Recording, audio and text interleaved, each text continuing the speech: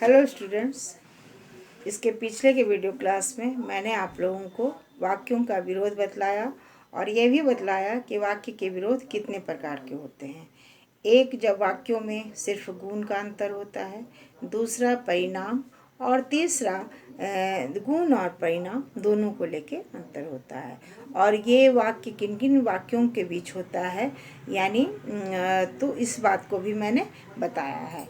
अब आ जाइए कि विरोध के प्रकार कितने प्रकार के होते हैं। विरोध के प्रकार जो हैं सो 4 प्रकार के होते हैं और इन तर्क वाक्यों के विरोध जो हैं सो 4 प्रकार के होते हैं जो निम्नलिखित हैं। पहला उपाश्रित, दूसरा विपरीत, तीसरा अनुविपरीत और चौथा व्याघातक। अब पहला आ जाइए उपाश्रित। यह विरोध जो है उपाश्रित विरोध ए आई और ई ओ के बीच होता है, यानी एक इसमें यूनिवर्सल अफर्मेटिव होता है और दूसरा पार्टिकुलर अफर्मेटिव होता है। और उसी तरह से दूसरा ई आई में एक यूनिवर्सल निगेटिव होता है और दूसरा पार्टिकुलर निगेटिव होता है। तो ए आई और ई ओ के बीच जो विरोध होता है उसको हम उपाश्रित बोलते हैं। तो इसमें जैसे अब मैं उदाहरण दे दूं, पहला ए और आई का। जैसे सभी मनुष्य मरणशील हैं और कुछ मनुष्य मरणशील हैं, तो ये ए पहला वाक्य ए हुआ और दूसरा आई हुआ। इसी तरह से ई आ जाइए, no man are not dash mortal, और दूसरा ओ, कुछ मनुष्य मरणशील नहीं है, तो some man are not mortal. तो इस तरह के विरोध को हम उपाश्रित विरोध हम कहते हैं। उपाश्रित विरोध का सही रूप है ए और आई तथा ई और ओ कि इन दोनों में सिर्फ परिणाम को लेकर अंतर होता है। एक पूर्णव्यापी होता है भावात्मक और दूसरा भी अंशव्यापी भावात्मक ही होगा, और एक अगर पूर्णव्यापी निषेधात्मक है तो दूसरा भी अंशव्यापी निषेधात्मक ही होगा।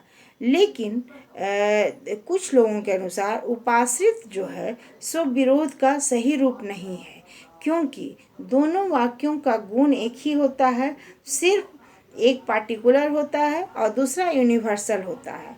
इसलिए विरोध का संबंध कहना उचित नहीं है, क्योंकि दोनों साथ साथ सत्य होते हैं। पूर्णव्यापी वाक्य में अंशव्यापी वाक्य अंतर्निहित होता है। विरोध का अर्थ यदि व्यापक रूप से समझा जाए तो किसी भी प्रकार के विरोध को विरोध माना जाए। तो अगर इस मत को अगर हम स्वीकार करते हैं तो उपाश्रित विरोध का ही सही रूप है, लेकिन कुछ लोगों ने इसे सही रूप नहीं माना है। एक के सत्य होने से दूसरा भी सत्य होगा, लेकिन एक के असत्य होने से दूसरा असत्य ना होकर संदेहात्मक हो जाएगा। तो यह तो विरोध का सही रूप है। अब आ जाइए विपरीत। यह विपरीत विरोध जो है यह दो पूर्णव्यापी वाक्यों के बीच होता है। जैसे इसमें एक भावात्मक होगा दूसरा निषेधात्मक होगा, और यह विपरीत विरोध होगा। जैसे ए और ई। ए यानी सभी मनुष्य धनी है और ऑल मैन आर रिच, और ई कोई मनुष्य धनी नहीं है यानी नो मैन आर रिच। तो इसमें एक की सत्यता से दूसरे की असत्यता और एक की असत्यता से दूसरा संदेहात्मक हो जाता है। तो इस जब विपरीत विरोध हो दो वाक्य, यह सिर्फ ए और ई के बीच होता है। एक पूर्णव्यापी भावात्मक होगा और दूसरा पूर्णव्यापी निषेधात्मक। तो इस तरह के विरोध को हम विपरीत विरोध कहते हैं। अब आ जाइए अनुविपरीत। अनुविपरीत संबंध दो अंशव्यापी तर्क वाक्यों के बीच होता है, अर्थात आई और ओ के बीच होगा। इसमें भी एक भावात्मक होगा दूसरा निषेधात्मक होगा, लेकिन ये दोनों तर्क वाक्य जो है अंशव्यापी होंगे। तो आपको ये याद रखना है कि विपरीत वाक्य में दो पूर्णव्यापी वाक्य होंगे, एक पूर्णव्यापी भावात्मक और दूसरा पूर्णव्यापी निषेधात्मक। लेकिन अनुविपरीत में दोनों अंशव्यापी वाक्य होंगे, यानी आई और ओ। एक अंशव्यापी भावात्मक और दूसरा अंशव्यापी निषेधात्मक। अब आ जाइए व्याघातक। व्याघातक को इंग्लिश में कंट्राडिक्टरी बोलते हैं। इसमें यह वह विरोध है जिसमें उद्देश्य और विधेय तो एक ही रहते हैं, लेकिन इसमें गुण और परिणाम को लेके भेद रहता है। और यह व्याघातक विरोध जो होता है वो ए और ओ के बीच और दूसरा ई और आई के बीच पाया जाता है। जैसे ए है, सभी भारतीय गरीब हैं, ऑल इंडियंस आर पुअर। और दूसरा वाक्य है, सम इंडियंस आर नॉट पुअर। ये ओ वाक्य है। तो ये जो व्याघातक विरोध होगा, एक यूनिवर्सल अफर्मेटिव होगा और दूसरा पार्टिकुलर निगेटिव होगा। अंशव्यापी निषेधात्मक और पूर्णव्यापी भावात्मक, यानी इसमें गुण का भी अंतर होगा और परिणाम का भी अंतर होगा। और दूसरा वाक्य आ जाइए ई और आई। ई और आई कहने का मतलब है कि इसमें नो इंडियंस आर पुअर, ये ई हुआ, और सम इंडियंस आर पुअर, आई। तो इसमें भी एक यूनिवर्सल निगेटिव और दूसरा पार्टिकुलर अफर्मेटिव होगा।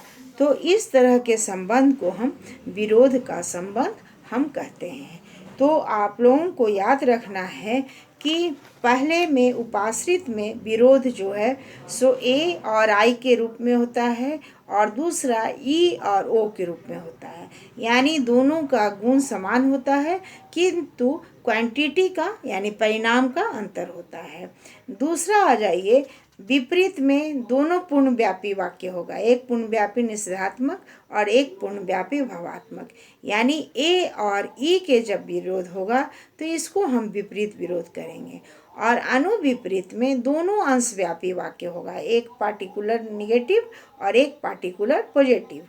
तो और व्याघातक में एक पूर्णव्यापी भावात्मक होगा और दूसरा अंशव्यापी निषेधात्मक होगा, और दूसरा में एक पूर्णव्यापी निषेधात्मक और दूसरा अंशव्यापी भावात्मक। तो इस तरह से आप लोग याद रखिएगा तो आप लोगों को याद रहेगा। अब आ जाइए दूसरा क्वेश्चन है, तर्क वाक्यों में पदों की व्याप्ति से आप क्या समझते हैं। इसको मैंने पिछले भी क्लास में कुछ कुछ समझाया है, अगर आप लोगों को याद होगा। तो व्याप्ति का अर्थ होता है कि यदि किसी पद से उसकी सारी वस्तुवाचकता का जब बोध होता है तो उसे हम व्याप्त पद कहते हैं। जैसे सभी मनुष्य मरणशील है, तो यहाँ जो है ऑल मैन आर मोर्टल, इसमें तर्क वाक्य जो उद्देश्य मनुष्य है वो सभी मनुष्य जाति के विषय में मरणशीलता के बारे में बोध होता है। तो इसमें ए वाक्य में उद्देश्य यानी सब्जेक्ट व्याप्त होता है। और जैसे इसमें जो है सो सिर्फ ए वाक्य में हमने मनुष्य के विषय में बतलाया है, लेकिन और भी जीव हैं जो मरणशील हैं, तो इसमें सिर्फ है उद्देश्य जो है सो पूर्ण रूप से व्याप्त रहता है, इसका विधेय व्याप्त नहीं होता है। अब आ जाइए ई यानी पूर्णव्यापी निषेधात्मक। तो इसमें नो मैन आर गॉड्स, यानी कोई भी मनुष्य देवता नहीं है। तो यहाँ जो है सो हम सभी मनुष्य के विषय में भी नकार रहे हैं और विधेय जो है वो भी सभी के विषय में मतलब बतला रहा है। तो इस तरह के वाक्य में यानी ई के वाक्य में उद्देश्य और विधेय यानी सब्जेक्ट और प्रेडिकेट दोनों व्याप्त रहता है।